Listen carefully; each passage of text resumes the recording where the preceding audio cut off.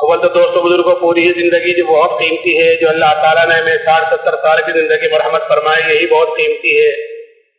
پھر عصر کی نماز کے بعد کا وقت تو اور زیادہ قیمتی ہے۔ حدیث پاک کا مفہوم ہے، اللہ تعالیٰ فرماتا ہے کہ تو فجر کی نماز کے بعد اور عصر کی نماز کے بعد تھوڑی دیر مجھے یاد کر لیا کر، میں درمیانی حصے میں تیری کفالت کروں گا۔ تو زندگی قیمتی، پھر عصر کے بعد کا وقت قیمتی، پھر اللہ کے راستے میں نکل کر اس کی قیمت اور بڑھ جاتی ہے کہ اللہ کے راستے کی ایک صبح اور ایک شام دنیا اور دنیا میں جو کچھ ہے ان سب سے بہتر ہے، اس لیے کہ ہم سب کے سب اس وقت اللہ کے راستے میں ہیں۔ لیکن وقت یہ بہتر جب بنے گا اور یہ قیمتی وقت جب بنے گا جب ہم اس وقت کو قیمتی بنائیں گے، نہیں تو وقت کو گزرنے کے لیے گزر رہا ہے۔ کتنی زندگی گزر گئی ہے ہر ایک کو پتا ہے، آگے کس کی کتنی باقی ہے یہ کسی کو کچھ پتا نہیں ہے۔ اس لیے حدیث پاک کا مفہوم ہے کہ سورج جب روزانہ نکلتا ہے تو وہی اعلان کرتا ہے کہ ابن آدم تجھے جو عمل کرنا ہو کر لے، تیری زندگی میں پھر یہ دن کبھی نہیں آئے گا واپس، کہ جو وقت گزر گیا، جو گھڑی گزر گئی، اب وہ کسی قیمت پر بھی واپس نہیں آنے والی ہے، اور آگے کس کی کتنی باقی ہے یہ کسی کو کچھ پتا نہیں ہے۔ اس لیے ہم اپنی زندگی کو قیمتی بناویں دوست بزرگوں، عملوں کے اندر لگ کر۔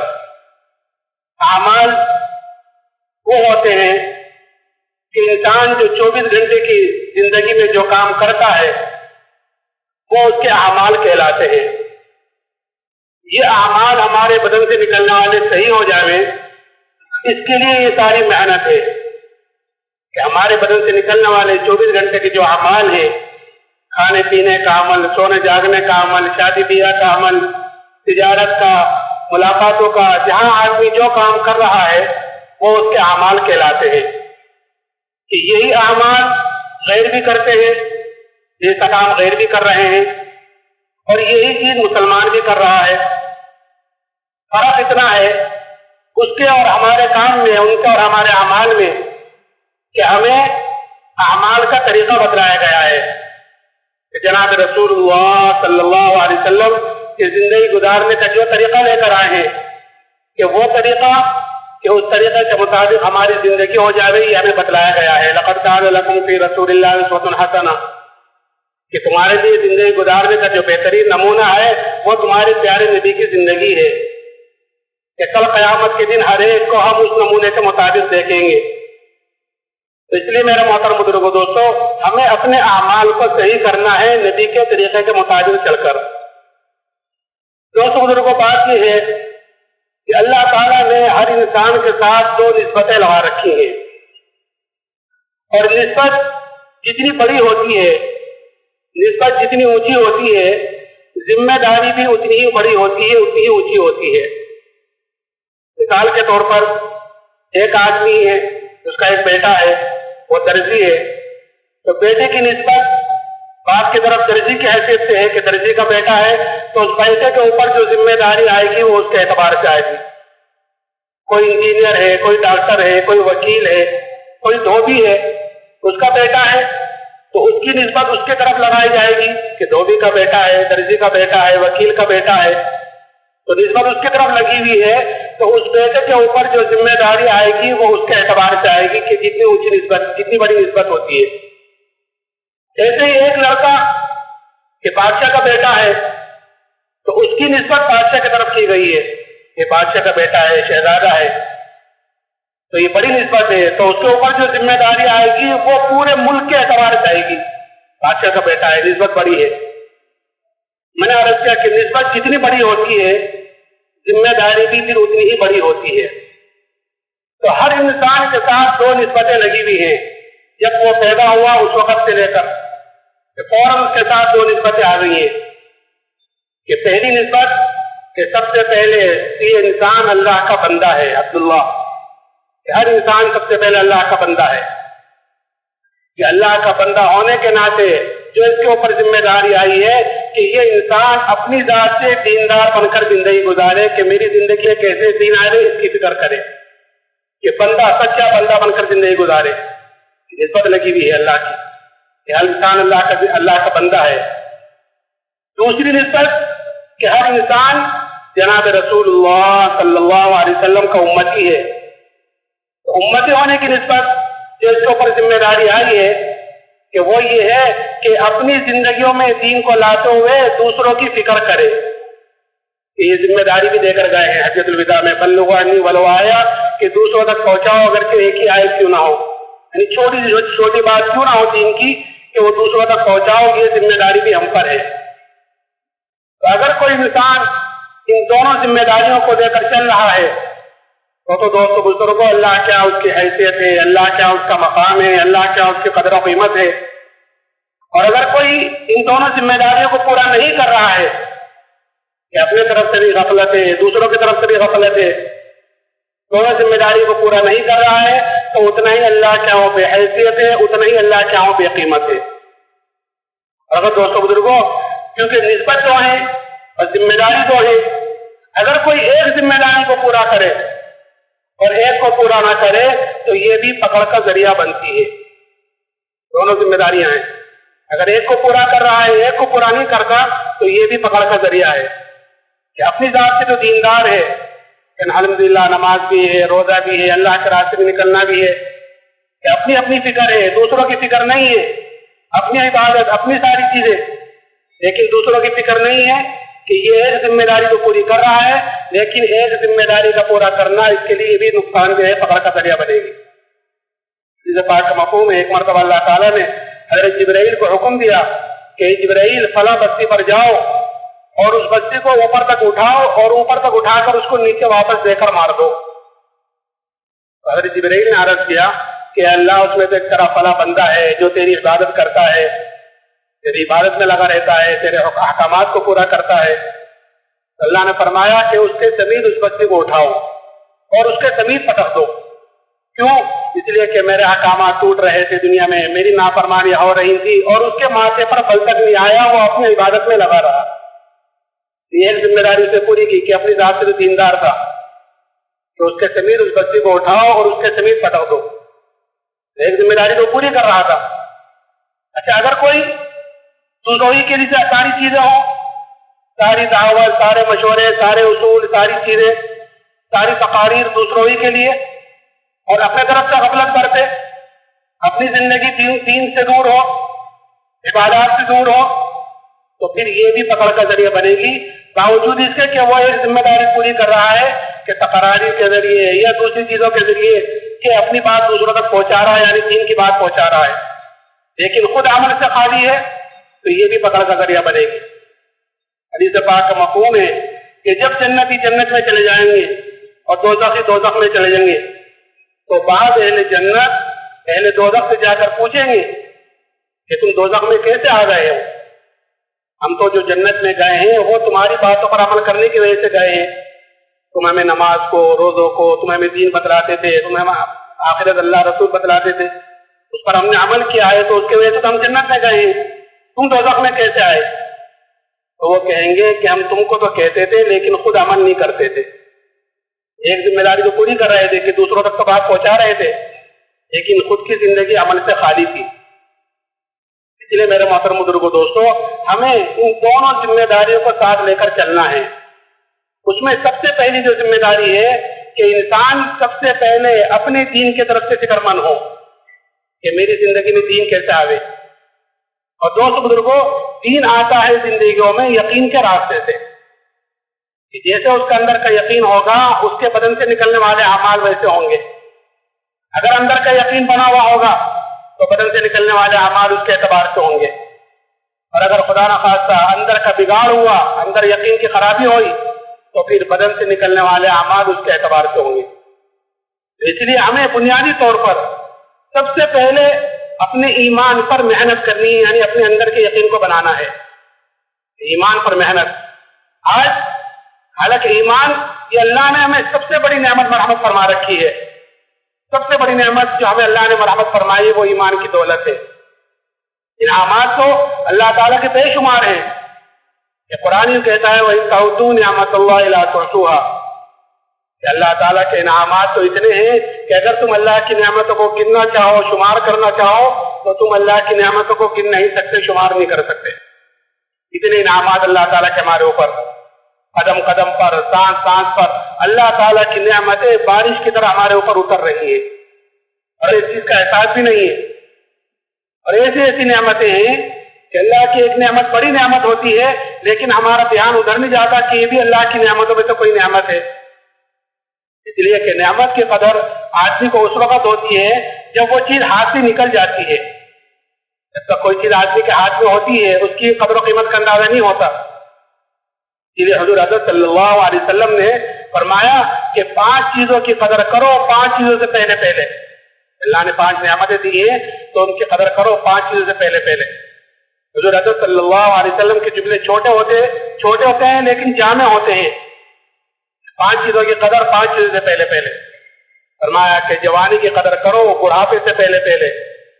کہ جوانی ایک مرتبہ چلی گئی اب کسی قیمت پر واپس نہیں آنے والی ہے.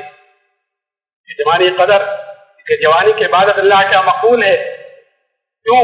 کیونکہ اس میں اعضاء بھی قوی ہوتے ہیں. آدمی کے اندر خواہشوں کا بھی زور ہوتا ہے کہ وہ آدمی اپنی خواہشوں کو قربان کر کر یہ آدمی اپنی جوانی اللہ کی عبادت میں اس کے دین کو پھیلانے میں کہ اپنی جوانی لگاتا ہے تو پھر ایسی جوانی کی عبادت اللہ کا مقبول ہے. وہ 7 آدمی جو کل عرش کے سائے کے نیچے ہوں گے ان میں ایک وہ جوان بھی ہوگا جو جوانی میں اللہ کی عبادت کرتا ہوگا. جوانی کی قدر بڑھاپے سے پہلے پہلے. فرمایا مالداری کی قدر کرو تنگ دستی سے پہلے پہلے. اللہ نے مال دے رکھا ہے اس کی قدر کیسے پہلے پہلے کہ تنگ دستی سے پہلے پہلے. کہ اللہ ہاتھ میں مال تھا کہ صدقہ خیرات بیواؤں پر یتیموں پر مسکینوں پر مدرسوں میں ضرورت مندوں میں کہ خرچ کر سکتا تھا لیکن کہ خرچ نہیں کیا. بخل دکھلایا کہ اب کوئی آفت آ گئی کوئی مصیبت آ گئی مال پر کہ وہ سارا ختم ہو گیا. مالداری کی قدر تنگدستی سے پہلے پہلے. اور خالی اوقات کی قدر کرو مشغولی سے پہلے پہلے. اللہ نے اوقات دے رکھے ہیں کہ ان کی قدر کرو مشغولی سے پہلے پہلے. ان کی قدر کیا ہے؟ مثال کے طور پر آپ اللہ کے راستے میں نکلتے ہیں تو ابھی ماشاءاللہ ایک بڑا مجمع اللہ کے راستے میں نکلے گا کل دعا کے بعد. اللہ حضرات کے نکلنے کو قبول فرماوے اور اللہ ہم سب کی بہترین تربیت فرماوے. ایک بڑا مجمع نکلے گا اللہ کے راستے میں تو خالی اوقات کی قدر کیا آئی میں مثال کے طور پر بتلا رہا ہوں مشغولی سے پہلے پہلے. کہ اللہ کے راستے میں نکل کر ایک حدیث پاک کا مفہوم ہے کہ جو آدمی 40 دن اخلاص کے ساتھ ایسی طرح نماز پڑھے کہ اس کی تکبیر اولا پہنچ نہ ہو. تکبیر اولا کے ساتھ پڑھے 40 دن اخلاص کے ساتھ تو اللہ کی طرف سے اس کو 2 بڑے پروانے ملتے ہیں. ایک پروانہ جہنم سے چھٹکارے کا دوسرا نفاق سے بری ہونے کا. یہ 2 بڑے پروانے اس شخص کو مل رہے ہیں جو 40 دن اس طرح نماز پڑھے کہ اس کی تکبیر اولا پہنچ نہ ہو. تو اللہ کے راستے میں نکل کر اس حدیث پر عمل کرنے کا بہترین وقت ہے. ہم نے وقت کو فارغ کیا ہے اوقات کو فارغ کیا ہے. یہاں نہ گھر ہے نہ کاروبار ہے نہ دوست احباب ہیں نہ بھی بچے ہیں نہ کسی کی خوشی میں جانا ہے نہ کسی کی غمی میں جانا ہے.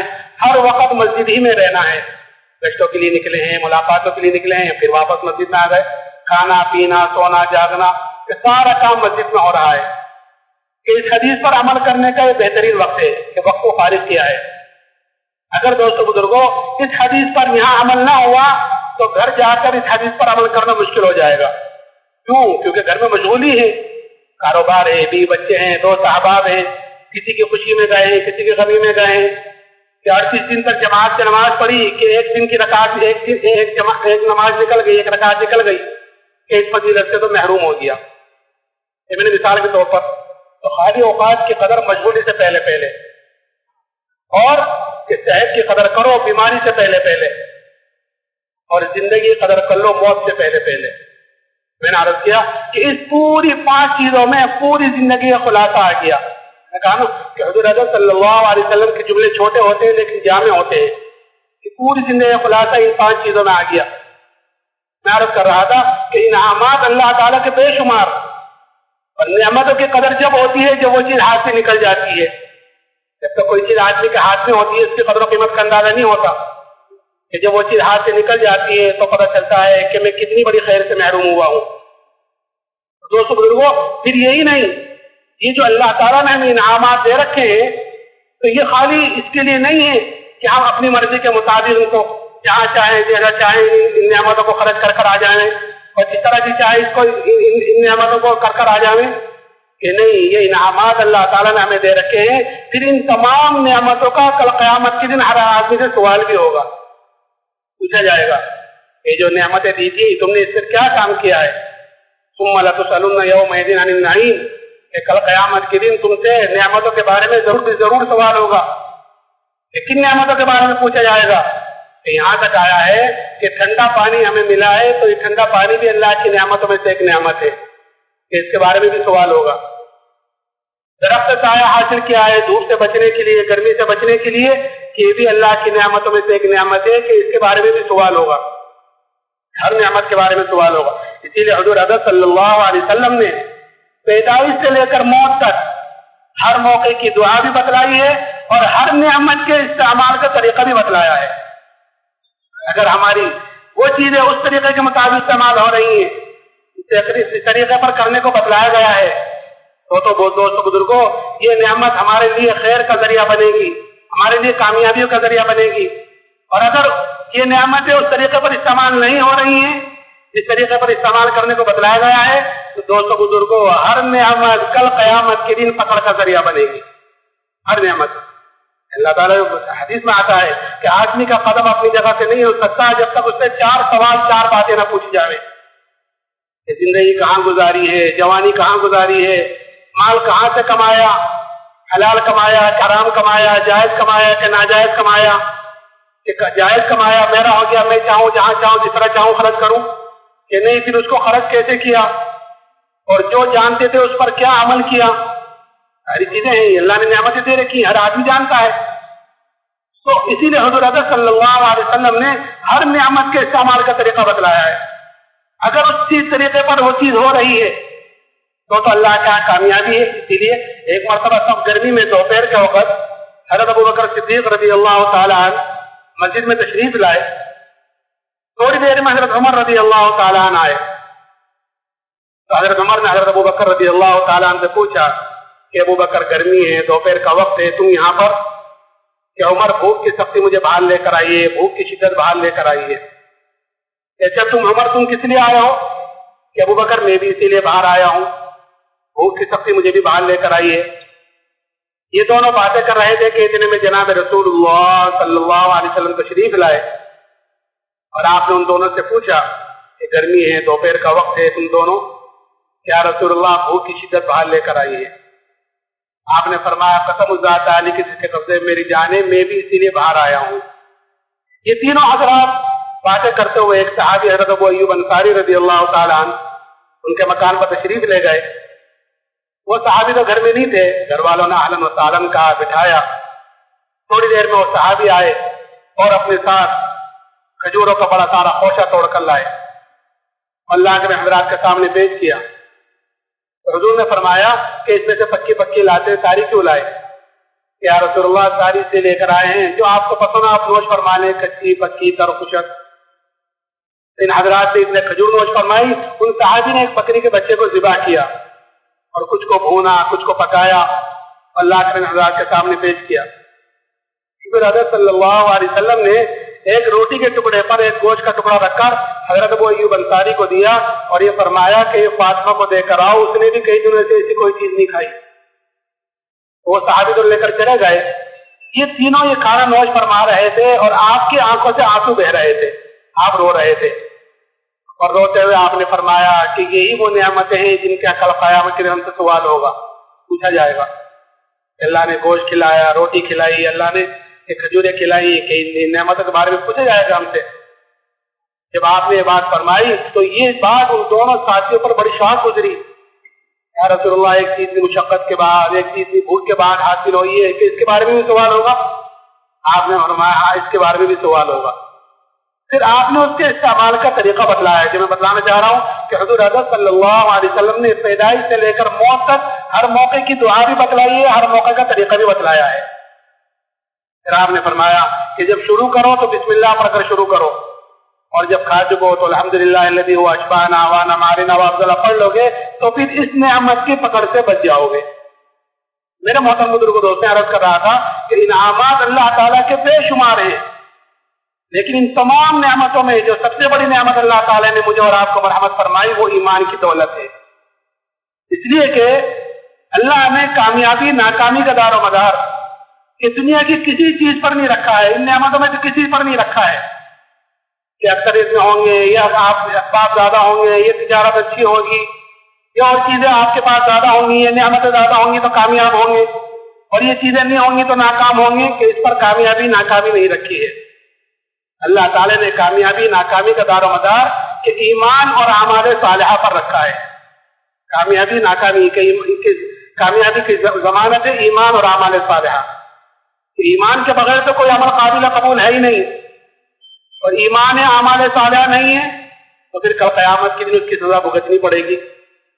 نہیں تو اللہ غفور الرحیم ہے، اللہ معاف کر دے تو پھر اسے کون پوچھنے والا ہے۔ تو ہمیں اللہ نے جو سب سے بڑی نعمت دی ہے وہ ایمان کی دولت ہے۔ اللہ ہمیں اس ایمان کی قدر کرنے کی توفیق عطا فرمائے۔ آج دوستو بزرگوں، مسلمانوں کے اندر سے اس ایمان کی قدر و قیمت ختم ہو گئی، اور ختم کیوں ہوئی ہے؟ کہ ختم اس لیے ہو گئی ہے کہ جو چیز آدمی کو بغیر محنت کے، بغیر مجاہدے کے، بغیر قربانیوں کے جو چیز آدمی کو چیز ملتی ہے، آدمی کے اندر اس کی قدر و قیمت کم ہوتی ہے، بلکہ اس کے جو چیز آدمی محنت کر کر حاصل کرتا ہے، کہ جس چیز پر آدمی کا جان مال وقت لگتا ہے کہ اس کی قدر و قیمت زیادہ ہوتی ہے، اور جو چیز آدمی کو بغیر محنت مل جاتی ہے، جیسے کوئی وراثت میں کوئی چیز مل جاتی ہے، جیسے بچے کو، لڑکے کو وراثت میں، باپ کی وراثت میں کوئی چیز مل گئی، تو وہ قدر و قیمت اس کے اندر نہیں ہوگی جو محنت کر کر حاصل کرے گا۔ تو ایمان کیونکہ ہمیں بغیر محنت کے ملا ہوا ہے کہ وراثت میں، کہ خاندان مسلمان، دادا پردادا مسلمان، باپ مسلمان، ہم مسلمان گھر میں پیدا ہوئے، الحمدللہ ہم بھی مسلمان، اس لیے ہمارے اندر اس ایمان کی قدر و قیمت کم ہے۔ حضور اقدس صلی اللہ علیہ وسلم نے ایمان کی، ایمان والے کی قدر و قیمت بتلائی، اور یہ ایمان کی، ایمان والے کی قدر و قیمت صحابہ کے اندر اتاری۔ کیا قدر بتلائی؟